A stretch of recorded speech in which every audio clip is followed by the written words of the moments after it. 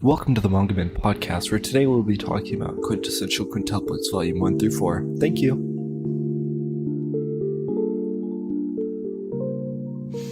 All right, so the Quintessential Quintuplets, King. Exciting. You've seen the anime. I have not. So I'm going into this blind, and you said earlier that there are, that you prefer the anime so far. Yeah, I think... And you think that there are, there's more elaboration in the anime. 100%. So, I want to talk about the more elaboration in the anime versus the manga, because that's a good discussion topic.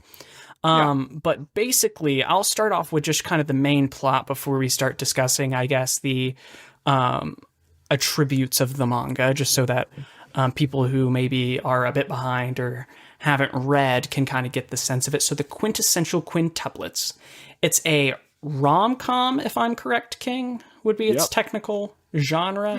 Yeah, so a romantic comedy, and it follows a high school student by the name of Futaru, or Futaru if you're feeling a bit adventurous. And it follows kind of his journey. So it kind of starts out, he's in school and he's ordering lunch, and he's ordering the cheapest item on the menu, and it's like a barbecue dish, but without the barbecued meat. Yeah. And he's kind of cheating the system to get a vegetable soup for cheap. And you kind of we kind of mentioned this to one another off camera, but it was a kind of a cool little motive to kind of say, like, okay, our main character is cash strapped. Yeah. However, like, it's just a good divide by saying he's like telling you he's poor without explicitly saying, like, oh, I'm just a poor kid in high school. So I do like that. So it goes on. He's a loner. He doesn't really socialize, and he goes to sit down in his spot. And there is a girl sitting in his spot, and her name is Itsuki. And she's new in town, so she doesn't know that this is his spot. And they kind of get in a little kerfluffle with one another, and they end up sitting at the same table together. And she sees his grades, and she starts asking if he can help her get better grades and, you know, kind of tutor her. And he gets upset because he's kind of a antisocial figure and calls her fat and tells her to leave. And she gets upset and leaves. And all is well in Futaru land, isn't it, King? Oh, yeah. Isn't it just perfectly okay after that? Totally. It's okay until he finds out that his dad's boss wants Futaru to tutor his 5 daughters. Futaru thinks this is going to be a easy gig until he finds out that one of these daughters is Itsuki, and the rest are identical quintuplets that all have been, I guess, given this anti-Futaru propaganda by Itsuki because he kind of had a argument with not so nice exchanges of words with one another. So he has to tutor these 5 identical quintuplets who hate his guts. So going into it, what were your initial thoughts of the manga, King? What were some of your initial thoughts? I thought the art You've was seen really the anime before. I have seen the anime. You like the I think the art is very good in the manga. Yeah. Sometimes manga art can be kind of like line drawing and not really, I guess, fleshed out enough. Passionate. Yeah. Yes, because it seems the author, I mean, for whatever reason, and that's okay. I don't want to bash manga artists who make art more simplistic, because there are manga that are very good that are simplistic, but the art was very fleshed out. That is 100%. A very good point. I think that anything else being an anime watcher? Starting it off, there was something that I thought was really interesting. I guess it just seems like it's moving at such a quicker pace in the anime. Than the anime? Right off the bat. Yes. And I think that is a big thing for like a romantic comedy, especially in anime, is it gives you a lot of character development. And while I think this is giving you character development, I think the anime does a better job at showing it. Okay, I At least to mean, me. people That is who have my seen the opinion. anime and maybe are tuning in, listening to us, Oh, yeah. I'm sure that they can probably sympathize at least with that statement. I haven't, so I wouldn't know. My initial thoughts was same thing as you. The art was great. Yeah. It took me a while to catch on, but I do like the whole idea of like, oh, like what is it, barbecue soba without the barbecue or whatever he orders.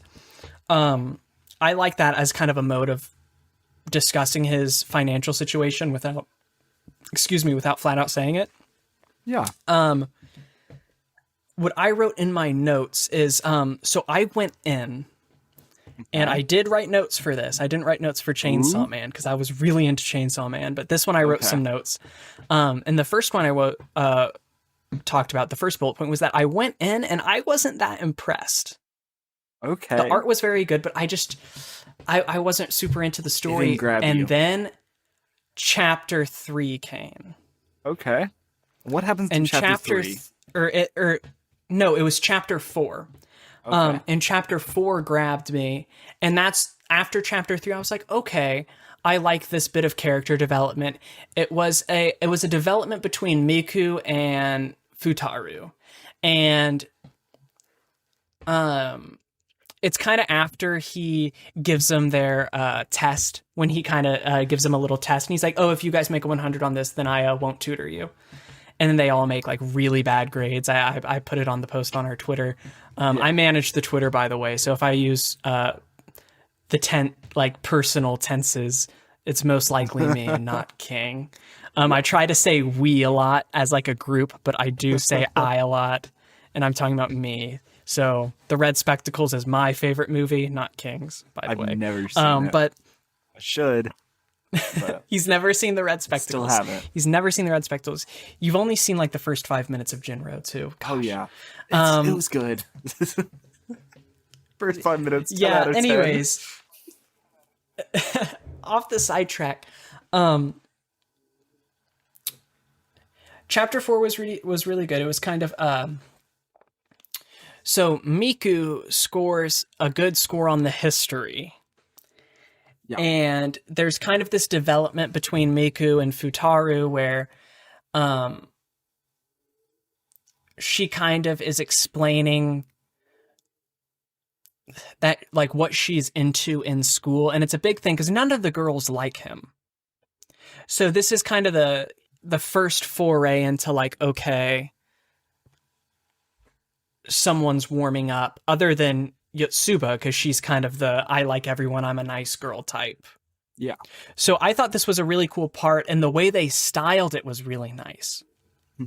Because it was styled almost like a shonen battle, except they were just chasing after one another. It wasn't it was like fun. An actual fight. So I really liked chapter 4 because the chapter starts out and they're in armor, and he's like, let's settle this, Miku. You and me. And then she's just like, no, and then just runs, and then it goes back to rom-com. So they have this really funny little like shonen boss fight exchange, and then Miku's just like, bye, and then then runs off. And I did really like that kind of when Miku starts to warm up for to Futaru, and kind of becomes the I wouldn't say Yotsuba. She's warmed up to him in the sense of she likes him, but I wouldn't say she's warmed up in the sense of she's in love with him, kind of. But Miku is kind of the first girl to kind of start having, I guess, some sort of romantic feelings. Or, the thing is, you're smiling. You have a huge grin on your face. And I know it's probably because I'm wrong, but as it stands now. No. As it stands, in the first chapter, I don't think so. Because she gives Futaru a letter saying like, "Hey, I need to talk to you on the roof," and it builds this whole Oh, like, I need to have I secret. No, and they kind of like toy with him. They're like, "Oh, Miku, don't you have something to say to Futaru?" And she's blushing, and she's all like, "Oh, I'm such a cute girl. which I you're don't have like, anything to say." "Oh no, this is gonna be the first one." It's like, "I love you, like you are my soulmate." No, No, I didn't expect it. I did really, not expect it. no, I did. Well, no, I didn't expect her to say that. I was like, Yeah, she's not going to tell him that she likes him because it was just too early in the story. it was gonna But be I some do like sort the of little thing big, that, and this was the first point. yeah. Yeah, it was going to be some sort of big reveal, and then it's kind of like dropped, like, oh, she's just into history. Okay, I guess. No, But I think that is they one all of the have this funniest kind of parts. anti-school mentality. No, she does have this, like, all of them have a very anti-school mentality. So it is kind of funny seeing Miku kind of be like, oh, I like history. And it's kind of like, oh, she likes a subject in school. So it was kind Because of a they're nice all little hot reveal. I in do her see the mind. comedic. Because she thinks the warlords are Oh, hot. all the. Yeah, she thinks the old shoguns and samurai are Yeah. hot or whatever. Which I think is She such a says that, neat, yeah. like, But that's what she says she's in love with. And it was like such a, like, rom com, like, oh, telling you love someone on the roof. And she doesn't love him. She loves the old prehistoric dead dudes. Like, so good. prehistoric? They're not prehistoric. Not It's the Shogun prehistoric. era. It's Yeah. like, I mean, they're still old men. anyways, but the second one or the bullet point that I have written is I didn't realize this till chapter 4. I did not see the resemblance of the quintuplets. So in the anime, they have kind of different colored hair. Mm-hmm. Right? Yeah, 100%. Even And on with the like covers the they book do. covers. In the yeah. And on the covers of the manga they do. In the manga though, in the panels, they all have the same colored hair though. Yeah. However, I still found it hard to think to myself that they look alike. However, Yeah. in this chapter 4 where Miku and Futaru have this conflict and they kind of they get into the chase scene, we'll say. And there's the whole point where Miku pretends to be Itsuki. Yeah. Straight up thought it was Itsuki. I was none the wiser. Even when Itsuki came up in the next few panels being like, oh, why are you running, Futaru? And he's like, oh, didn't you just tell me that me? I was still like, wait, wasn't she just back there? Like I felt like I was Futaru for a second, being kind of like, which girl? And that's when I realized I was like, oh, wow, they're actually identical quintuplets. Because, 100%. and just in the beginning, I guess, maybe they're deliberately different in the beginning I think it's so that they can than they kind are of towards give like the them other more volumes, characteristics. and it's subtle enough to where you like don't see it. Miku has the headphones. Yotsuba has like bunny ears. Itsuki has like the little stars on her hair. Yeah, no, Itsuki has the point. She has the antenna. That's how I know. But I mean, she also has check the her out. stars. And then you have Ichika, Yeah, who she has has the stars. like short hair, and then Nina, who has Just like, little short. Yeah, napkin she's dangling off her hair, whatever they Oh, are. those look so bad. And she's supposed to be the pretty girl of the bunch. Yeah. Excuse me? Like, okay. Yotsuba, Anyways. fight me on it. We can talk about that later, about who I think is the best girl in the series. Oh yeah.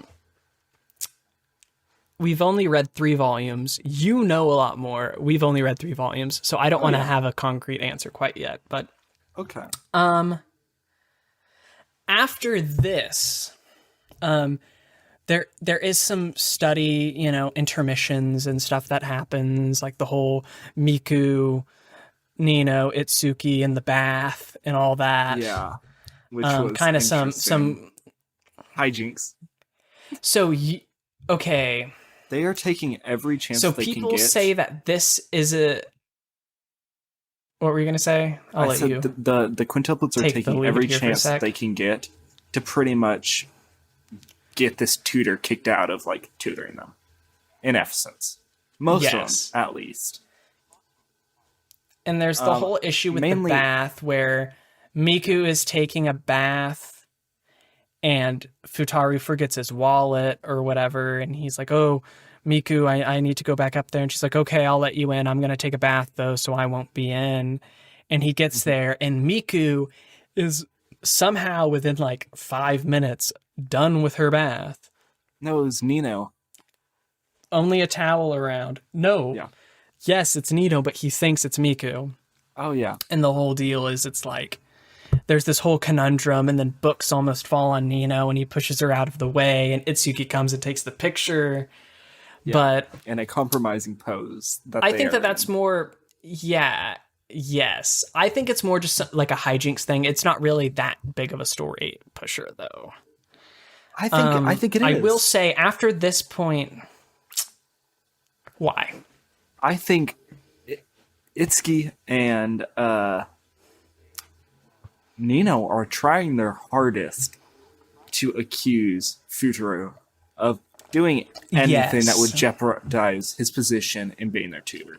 Even though Itsuki is, I guess, kind of helping him more after meeting his like little sister and like realizing what like state. Yeah, that's another side note. The relationship between Itsuki and Futaru's sister, I really like. I think it's a nice little addition. Really sweet. To where it's kind of like there's parts of, you know, where Itsuki, she really doesn't like Futaru, but there's this point where it's like the relationship between Futaru and his sister. I think that it was a nice kind of touch where Itsuki can see that Futaru isn't this cold loner guy. Like, he has a family that he loves and he's capable of affection. And I feel like that's a good kind of facet for why Itsuki begins to warm up to Futaru. I do like that. Uh-huh. But as you were saying about Nino and Itsuki, or do you want me to kind of continue what I was talking about? I think it's interesting because even though they have the common enemy as Futaru, Itsuki and Nino are constantly bashing heads, like left and right. They are always fighting against each other. I would assume as like the kind of leader, as being group. Like the enemy of my enemy is my friend. Ideal does not fit with them. They do have a conflicting thing, which it's mentioned how similar, and you can see it, how similar Futaru and Itsuki are in terms of the way they act and their personalities and things like that. Yeah. It does make sense how Nino and Futaru don't get along. And if Itsuki is like Futaru, it's kind of obvious that she would not get along with Nino just the same as he doesn't. So I think it does make sense, and it's a nice little addition. 100%. Moving on, after that whole hijinks that kind of happened, they do go to a festival together. And it all stems from Itsuki liking Futaru's little sister. And he kind of gets roped into following them at the festival, which I'm going to say this. This manga has great energy when it is dealing with the mundane things. Futaru tutoring them. When they're at school and they run into each other, and when he's doing things to try to help them, just kind of the mundane things that a tutor and his pupils would do. That mundane part of the manga I really enjoyed, and I thought they did a very good job. Yes, and I think they do a very good job at portraying those mundane parts. The festival arc, I didn't like. What? And there are I felt like it lost energy. I think it is probably one of the best arcs. Mouth agape. Yeah, no, genuinely. Well, in the manga or in the anime? In the manga. In the manga or in the anime? In the manga. Really? Yes. You liked it? Yes. Okay. Because it really you know, I'm about to say something and I feel really bad saying it. What is the short hair sister's name? Is it Ichika? No. What's her name? Ichika. I remember Is it Ichika? Okay, she's the least noticeable one. No, because Ichigo. You don't care about her. Ichigo from Bleach. Yeah, Ichigo from Bleach. You don't care about her. That's how I remember her I name. personally think she is the worst. Oh yeah, no, totally, 100%. But she's the worst one. She's the worst one. But this part people are going to be hitting us up on Twitter, being like, people are going to be like, "Oh, Ichika worst. Ichika's best girl.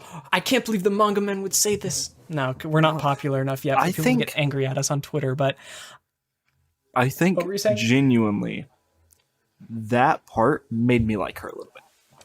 With her having this whole acting thing and like her doing all that, I think that was neat. So, and it also as it stands more now about her, yeah, because she is kind of weird. You don't really know a whole lot about her until the festival arc. I will admit that the festival arc. Here's the thing: mature. Everything is typically about. Yes, okay. Everything is about Futaru and the girls. And I guess this might be one of the reasons why I didn't like it. I can't really say. It didn't sit well with me, but maybe it's because the festival is more about Futaru and Ichika. Yeah. And it's possible that the focus on one character, or maybe a character that I just wasn't interested in, made me dislike it. Yeah, because I thought I'm going to be honest, Ichika is not that powerful of a character. No. I don't think so. But I think it was nice to have. Because you already got the whole, like, Itsuki and Futaru, like, starting to bond. You've already got Miku being like, hey, I'm going to cook. And, like, Nino's kind of warming up to him. Like, everyone's already starting to warm up to him. And Ichika's already kind of warmed up to him. Except for Nino. There hasn't really been a connection between them. Because she's been distant, because she feels other like than she's that an adult. That one very awkward point in the only time that there's really an interaction between Ichika and Futaru is that really awkward point when he first meets her at the apartment, which their apartment, I wish I had an apartment like that. It's so nice. That fish tank, genuinely such a cool apartment. No, literally every scene that's in their apartment, good money. I just because that apartment is so sick. I wish I could live in it. Nice. A penthouse. Anyways, that's one thing that everyone can but no, yeah, there was that really awkward. Oh yeah, when they meet and she's like, "Oh, my room is so dirty. Yeah. I'm sleeping in bed in the nudie." Yeah, Futaru. Ooh, and you're like, aren't you happy to see this? And Futaru's no, I'm here to tutor you. He's just straight dressed. up I don't care. Get dressed now. I do not care. And storms out because he doesn't want to because he's all oh, I don't want to see this. Yeah. And then who was it? No, it was Yotsuba who was showing him everyone's room because because she's the nicest. Yeah, no, yeah, I like the Yotsuba's energy. She's a good character. But yeah, Ichika, she was very shallow up until the festival arc, and then she had some depth. And she does get a lot more involved in the story after the festival arc. So the festival arc I do think is good in the sense that it allows the facet of getting Ichika more into the forefront, seeing as for the beginning she wasn't as involved as the other four sisters. However, I think that I just didn't enjoy it, but I don't think it was necessarily a bad part of the story. Yeah, the story does grow on you, and you kind of do. It is a rocky start. Yeah. So I'd say the introduction of Miku warming up to him was a very good part. And the festival arc does allow that facet of Ichika to get in, which basically makes the entire thing better. Although I think that arc itself wasn't that good. Okay. Moving on. One more there was thing the about whole the festival. blackmail thing with Ichika as well. What were you saying about the festival? Before we get into that, 'cause that's kind of was important because it starts talking more about the quintuplets' mother and how she's dead. And how... Yeah, it doesn't mention that, so you do get backstory for their mother. Yes. So that I thought that was good. kind and of nice. And it understands why, because when he's like, oh, if you want to go to the festival, finish your homework, and then they just do it, and you're kind of like, oh, wow, like they actually did something. Because and it's for their then mother. It kind of lines up with like, because it's for their mother. And that makes the whole Ichika thing a bit heavier, because she's missing the festival to do her acting. Yeah. See, that's why I think it's such a good audition. art. That's why. Because it really shows the characters. Don't make me change my opinion mid-podcast. It makes me seem like my opinions are built on flimsy foundations. But yeah, I mean, like I said, personally, I didn't enjoy it as much as the other parts of the first 3 volumes, but I do recognize its significance in the story, which is why I'm not saying it's bad. Yeah. So just hit my finger. So on to the next part. And then they, so they kind of have like a little deal, with fireworks at the end. And Ichika, this is kind of a darker side of Ichika, where she takes the picture of Futaru sleeping on her lap, and she like uses it as blackmail, I guess, somehow. Like, I don't understand how she could use it as blackmail. Like, and it was kind of a plot hole. It just kind of disappeared. Yeah. I personally can't remember if they bring it back. She's up like, or not. She's like, oh, if you don't get the email of all my sisters, I'm gonna leak it. I'm gonna leak it to them, and they're gonna know. And I'm like, okay, well, all of them hate Futaru, so they're just gonna get upset that you're letting him sleep on your lap. That's what's gonna happen. Yeah. So you know what I mean? They're not gonna care, or they're gonna get mad at you. They're getting mad at her, and he's trying to prevent that. So he needs to get all their contact details, which it's part of his job. He needs to get their contact details. And so she's forcing him to pretty much get out of his comfort zone and go do that. Mm-hmm. That's at least how I see it. Okay. Yeah, I can see that. Anyways, moving along. Volume 2, there are some pretty big reveals. First one being the midterms are about to come up. Yeah. Right? Or was that in volume 3 or middle of volume 2? That was the end of volume 2. Because the was the midterms, okay. The break arc took place with the festival and all that stuff. That took part for the majority of volume 2. For the festival arc? Yeah. That was the majority of number 2. That was chapter... Yeah. Yeah, whatever.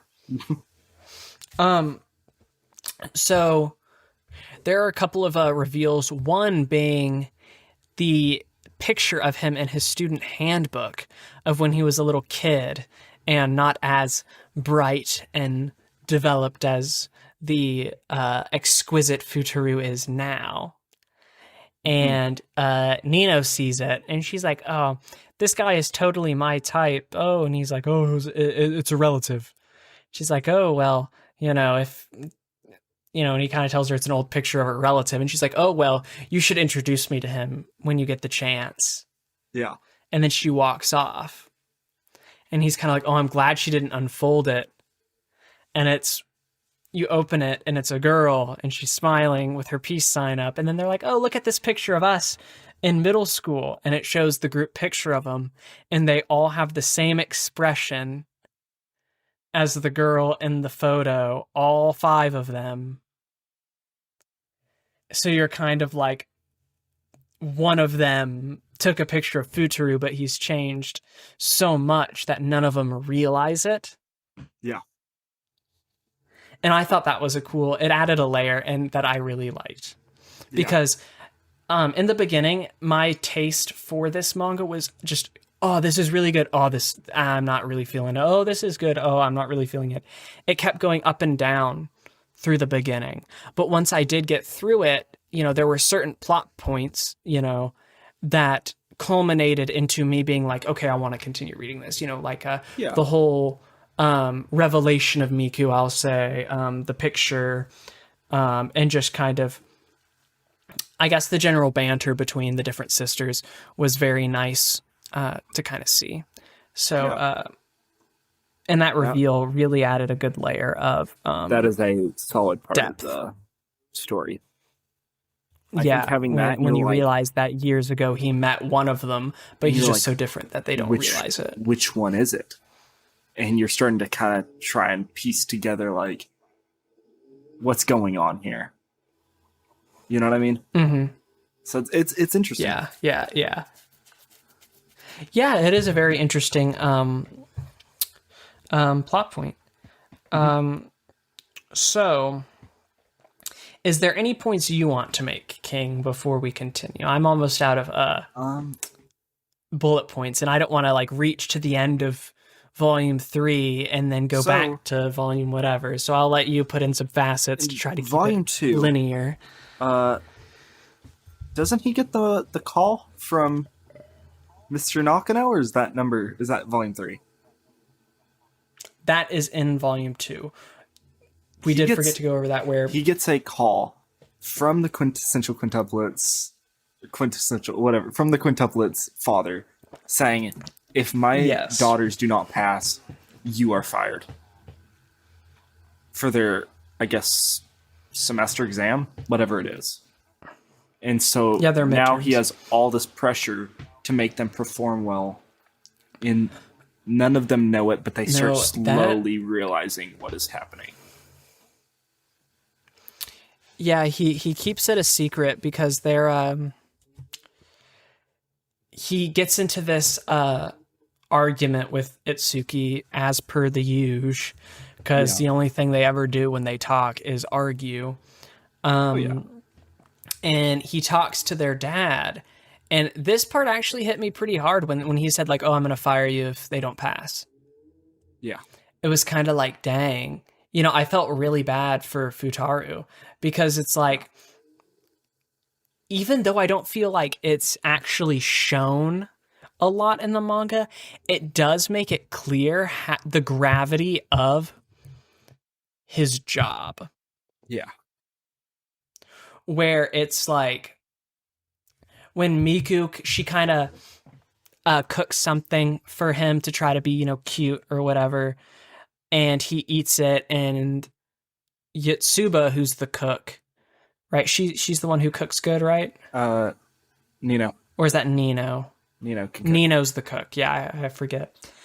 One of them can cook really well, and Miku can't, because she's a gamer girl. Basically, she doesn't know how to cook. She just knows how to be a gamer, a pro gamer. Yeah. And she just kind of tries to cook.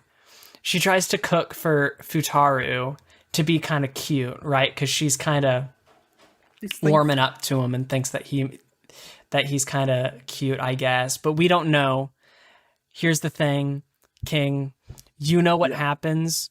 So what I'm saying, you might just be like, oh, this is such a plot twist that he doesn't know about. Genuinely, but it implies that I think she has feelings for him. Really? Yeah. Not in the first. I think at this point in time, she's starting to get there. It's starting to be something. Because he seems like... But when she cooks for him... Yeah, no. And she cooks for him, trying to be like, oh, I can cook, da-da-da-da-da. And Yotsuba's just kind of like, oh, this is gross. And, Futaru's like, oh, it's fine. Like, I like it. This is the best I've had. And it's kind of funny, because it's like, it's kind of little things like that really put the gravity of the situation, that he's been through so much.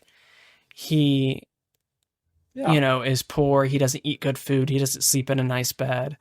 And even though it doesn't explicitly say that or put him in the position where it's like you see it in a vulgar sense, it does put it in a way where it's like it implies it. And as a reader, I am comprehending the fact that Futaru is in fact very poor.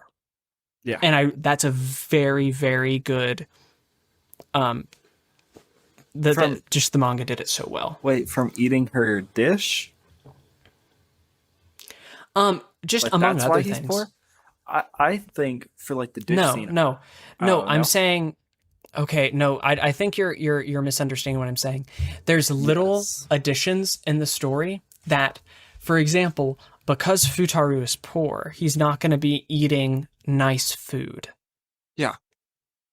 So it makes sense why his palate wouldn't necessarily be as sensitive as, say, Yotsuba, who thinks Miku cooks really bad, versus him, who he doesn't get to eat nice food in the first Yeah, that place. makes a lot of sense. Okay. Where he's kind of like, oh, no, I like it. And it's kind of like, oh, why would you like that? And it's like, well, he literally doesn't eat good food because he's poor. Mm-hmm. And there's other things where it's kind of like, you know, when he's talking about like, when he stays the night to help them study and they let him sleep in whoever's bed. Does he, who? Doesn't he sleep on the... Oh, he sleeps with Miku. He sleeps in her bed, right?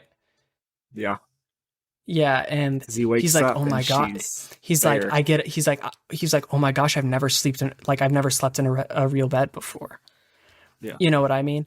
And it like, even though it's kind of a side note, it still, I feel like, portrays well the gravity of him being able to be like, "I'm sleeping in an actual bed. I'm eating a home cooked meal that isn't curry." Yeah. You know what I mean? Like, and I feel like Shows how it does a much- very good job of portraying his struggle. And then those little things, when it culminates to their dad telling him, "I'm firing you," and you're kind of like, wow, like I felt really bad for him, because the manga does a good it does a good job of portraying his financial situation and the importance of his job as a tutor. Because even though he's doing it So- for selfish reasons, I think he's an amazing character, because he's starting to like really start to care about these girls. And he's going out of his way to show them how much he cares. And I don't think it's, at the end of the day, I wouldn't I say don't he's think doing it it's- for selfish reasons, though. Yeah, no, I don't think he's doing it for selfish reasons. No, Like, I yeah, think that's he's what just makes him in it good. for the money, but he's not just in it for the money because he just, oh, I want money. He's like, I need the money because my family is poor and in debt and they need this help. And it's like, it shows, even though the girls don't really like him, just the fact that he's just the effort, everything really does go into the whole thing where it's like, he does have this sensitive side because he's caring for his family. Yeah. I think that is very neat. So there is that. So Yeah, so pushing on, it's a good little layer. pushing on, they did have the... Was that in Volume 2 where they dress up as Yotsuba? Or is that... Which one? Oh no, I think that's volume 3, Okay. where the midterms come around. That was a nice little scene. So moving forward, Where he he stays the night, and then this is, and it shows that Itsuki is starting to tolerate him, because they have kind of a moment where Itsuki is wearing Miku's headphones, and Futari knows it's Itsuki, but he just kind of like pretends, oh, hey Miku, remember that thing I had to tell you about? And then she kind of catches on, and it's this kind of awkward apology. Yeah. But I It's liked it. I thought it nice. was kind of cool. So he's starting to be able to see them past their simple accessories that they have to change their looks. Yes, which that's a good point. I didn't really think about that, but that is a very good observation. And I think it's a good development for Itsuki and Futaru. Oh, yeah. And she kind of is like, oh, yeah, he should stay, another night because, like, our midterms are tomorrow and We're gonna cram. everything. And the midterms, so the midterms come and Yotsuba leaves early and gets into school. And then Futaru and the other girls, they sleep in late. Yeah. So I thought it was kind of funny. And they had to all pretend to be Yotsuba to get into school. Mm-hmm. Otherwise, they would like get sent to detention or whatever. I thought that was kind of funny. And then the best part that made me laugh was when Futaru shows up and he has He's wearing the little bunny whatever it's called. Yeah, he has Yotsuba's ribbon on. Yeah. And he's all like, oh, hey, and he just blatantly tries to pretend to be her, even though it's like he's straight up a dude. He's not even a girl. And the guy gets so mad at him. And they're like, yeah. And I like how they're like, oh, Futaru, like, what'll happen? And he's being dragged away. And that's another kind of shonen moment that they put just in. like, That's go like really on. dramatic. And he's just kind of like, and the best part is he's just kind of like very flat about it too. He's just like, go on without me. Try your best. As he's being like dragged away. He's a bland character. I thought that was really funny. In a way that makes him have so much emotion when he shows emotion. You know? Yes. Does that make sense to you? And I think that's why I really like him. So definitely. After the moving midterms, on, one thing. Yes. A side note. I told you this before. This is basically Kiss Exis. Yeah. And I want to bring up this point. Okay. Even though Kiss Exis, I think Kiss Exis is pretty popular, especially in terms of like etchy stuff. Yeah. It might be something a bit heavy to bring up on the podcast, but I think that this is heavily inspired by, or just the motifs are similar.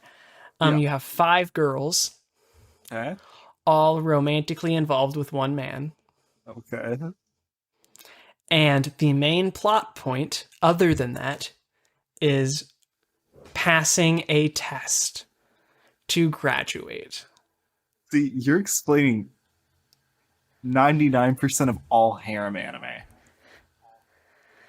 However, the roles are switched, okay? The girls this time are trying to pass versus the girls tutoring the main male character. Yeah. Now, every single one of the quintuplets is in line with one of the characters of Kiss Exis. For example, Yotsuba is very Akko-like, being kind of the cutesy girl. You have Ichika, who's kind of like Riko, I think. You have Nino, who is Mikuni, I think is her name, who's the one who thinks that Keita is a pervert and doesn't like him and gets angry at him. Miku is Yuzuki, I think is her name, the teacher, who's kind of a shy teacher girl who's really into shoguns and samurai warriors. Yeah. And then you have... you get the idea. You get the idea. Kind of. So, I mean, I think they're very similar. To me, it's just like, I think that's just generic harem plot points. It might be. I'm not very into this. One thing though, another big difference is the fact that this manga is not raunchy and not really sexualized in the ways that you would think, I will say. Yeah, like, so it is, yeah, it is. You can argue. I think the majority of it is the fans and very small amounts of fan service that occur in the I guess I think out of a lot of stuff, non-story parts of everything, the fan service is tastefully done, and not in like the weird way where I'm like, oh, the fan service, great. You know, it's like it has comedic value and it has character building. And I think that's what's... And even then, it's not that bad. And you're saying that the manga is worse in that retrospect than the anime? That makes me think that the anime is just not bad at all. No. Because the manga is not... You were saying that it was classified genre-wise as ecchi. I do not see that whatsoever. No. I just can't. It's like everything that I see that is done is more so the fan base creating it. Oh, yeah.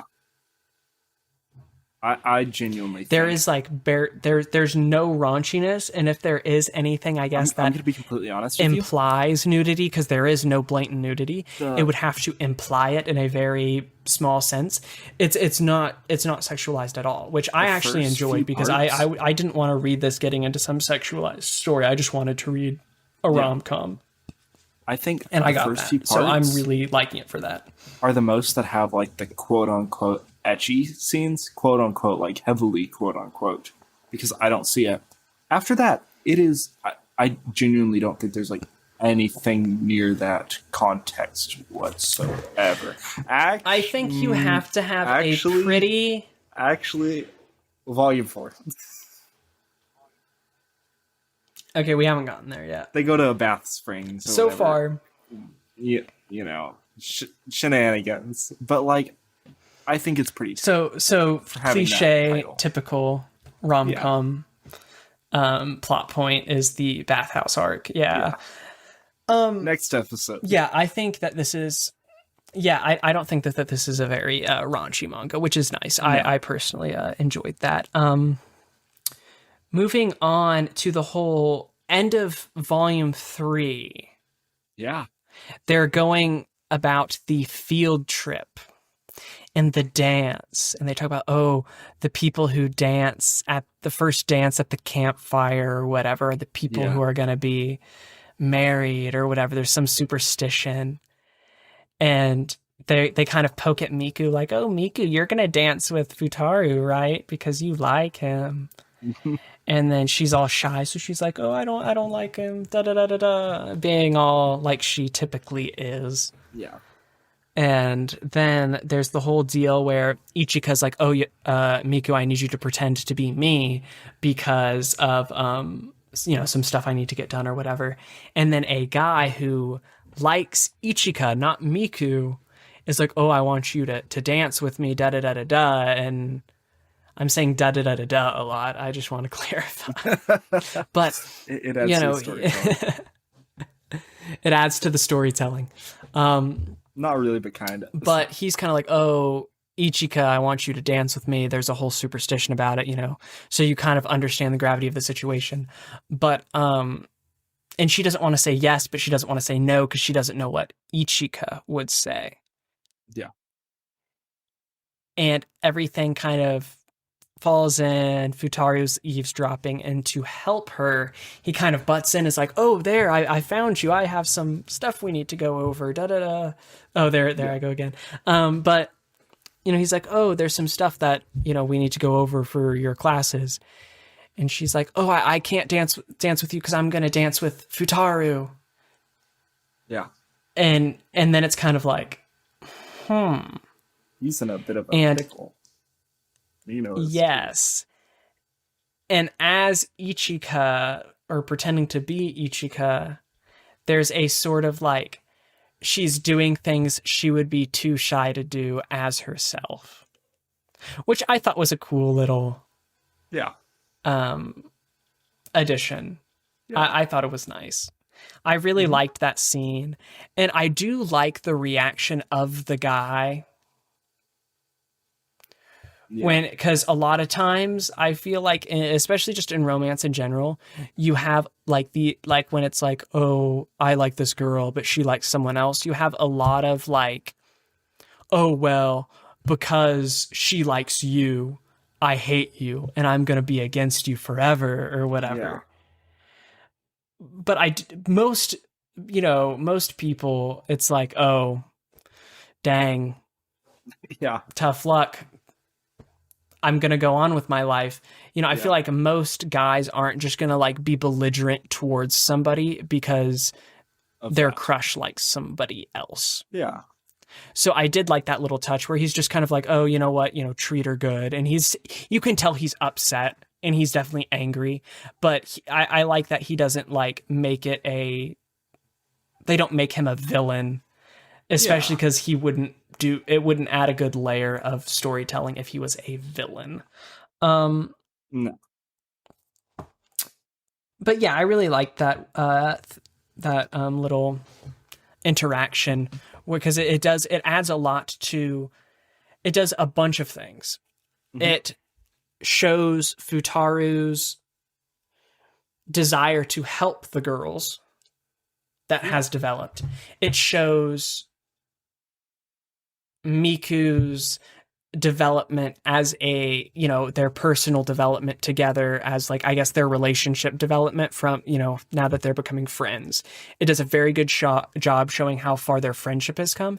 And 3, it now adds a conflict that must be resolved in the next volume/volumes. Yeah. Because now it's, is he going to dance with Miku or is he going to dance with Ichika? Is he not going to dance with them at all? Yeah. So on and so forth. Because he's promised Ichika in a way, yet he's promised Miku in a way as well.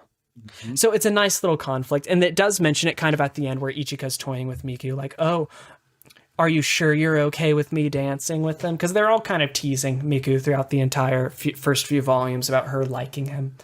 Yeah. So there is that. And then the ending of 3. I want to get your synopsis for the ending of 3. Okay. What about it? They go, Futaru pretty much wants to stay home, stay with his sister. She's really sick, and Itsuki's like, "Cause she's sick. You've gotta go. Like, this is a trip of a lifetime. Like, you can't miss out on that." And didn't he already like pay? No, everyone's telling him. No, everyone's telling him, Futaru, you should go. You should go. You know, you should go. And he doesn't want to because his sister's sick. And then finally, Itsuki shows up and is like, "We have to go now." And he's like, "Oh, but the buses have left. It doesn't matter." And then his sister's like, "No, it's okay. I'm fine. I'm not sick." Even though I think she still is sick. Yeah. It doesn't really say it, but I think she's trying to play it off for like him because of how much he's for his sake. Her. But what I think is such and a cool this is contrast, probably a really nice part.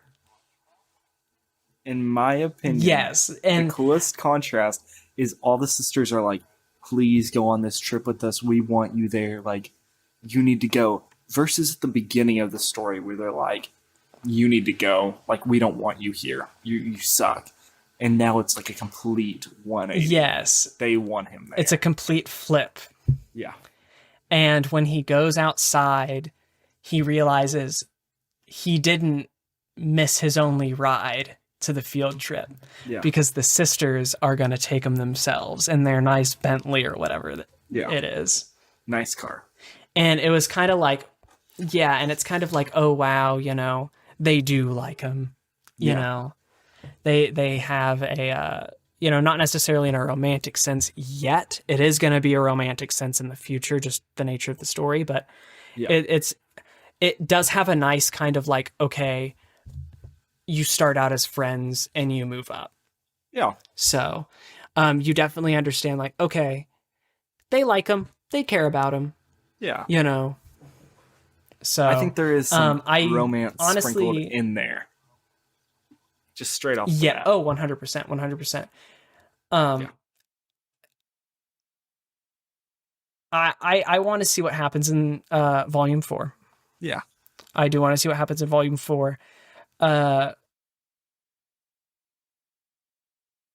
really enjoying it now. I'm excited because I started to. It took me a while to get into it. Same. I was reading it and I was like, I've already seen this. Why am I reading this? Like, it's good, but like there wasn't much like different. I think they added a lot more to the anime, especially in the festival scene. There was one of my favorite scenes in the show is when Yotsuba bonds. That might be why. Yotsuba bonds with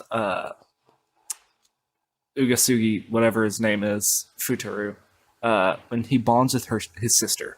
And it's this really wholesome moment, really cute. And she pretty much gives Yotsuba like a candy apple. And it shows like them bonding. And I thought that it was such a cool moment. And I don't know. That's like one of my favorite scenes. Just I think there's going to be a lot of... I like Yotsuba. One thing that's going to change our opinion on everything is the fact that you've watched the anime, and the anime is going to give you a different point of view than the manga. Yeah. So I feel like even if something in the manga might sway you one way, I feel like you're going to sway to whatever you think is better. Yeah. So if there's something in the manga that you personally think is better in the anime, I think you're going to be like, oh, I really liked this part because of the anime itself. See, I'm getting more excited. And I think that's just a little bias. I'm getting more excited reading it, especially with like the, I guess, third volume. I was like really enjoying it. Like I was like, this is good. Like this is why I like this. The first volume, I wasn't too interested. The first volume, I wasn't too interested. The second volume, I was kind of like, okay, I like the development that's being made. And 3, I was like, okay, yeah, I want to continue reading this. This is the characters are tolerable now. That being said, it's a very rocky start, and you know, I mean, I don't want to put too much, hate on it, but it's a rocky start. But it does develop into something that is enjoyable relatively quickly. The first volume, I will criticize it and say that it keeps you reeled in just enough to make you buy the second one. Yeah.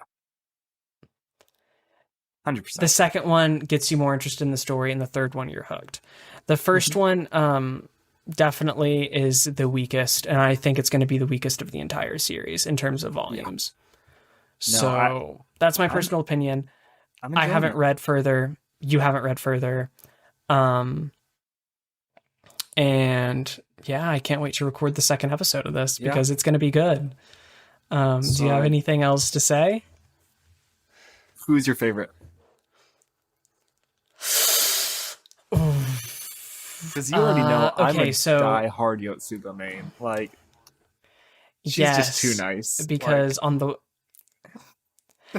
I understand. I think I like Yotsuba as a character. I don't think she's the best girl, I guess, in a sense. You say that Miku is the most popular, right? 100%. There's so many people that I see that are just absolutely simping over Miku. And it is so funny. Because I think Miku I understand that, though, because she's the first one that warms up. Mm-hmm. She's... okay, who's going to read a... Yeah, she's the most relatable in terms of the target audience of the manga, I will say. Yeah. She warms up first. She's introduced first. There's something called the law of primacy. Yeah.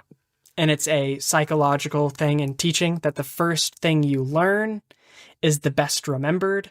And the first thing you learn in Quintessential Quintuplets is that Miku is the first one that acts all cute and lovey-dovey to Futaru. So that didn't answer you're my going question. to think that she Who is your favorite? The best one. I don't want to say because it's so early. Miku, as before stated, could be is on consideration. Nino, at the end of the third volume, actually started kind of being like, okay, I think that Futaru could work well with her. Yeah. Because they do start to kind of warm up very slightly.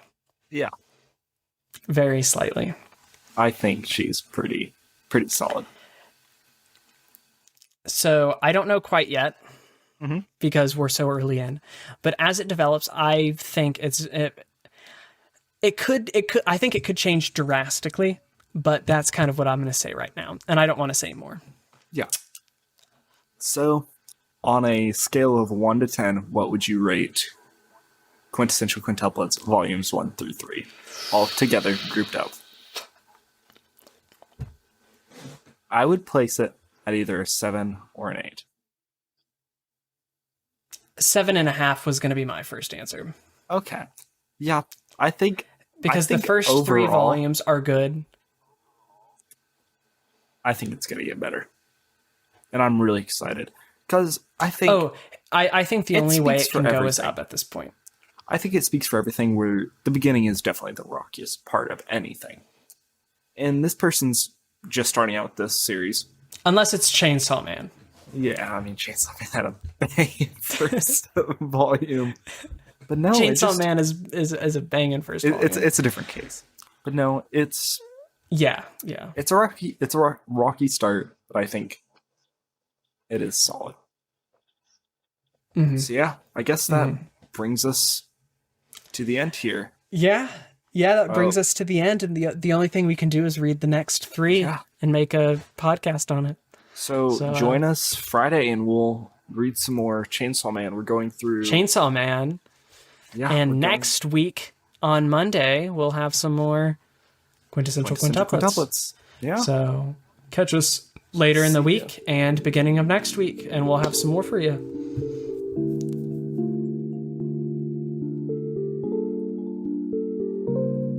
Thank you for listening to the Quintessential Quintuplets Volume 1 through 4 podcast. If you enjoyed us, come check us out next week on Monday and Friday, and make sure to check out our social medias linked in our bio. Thank you.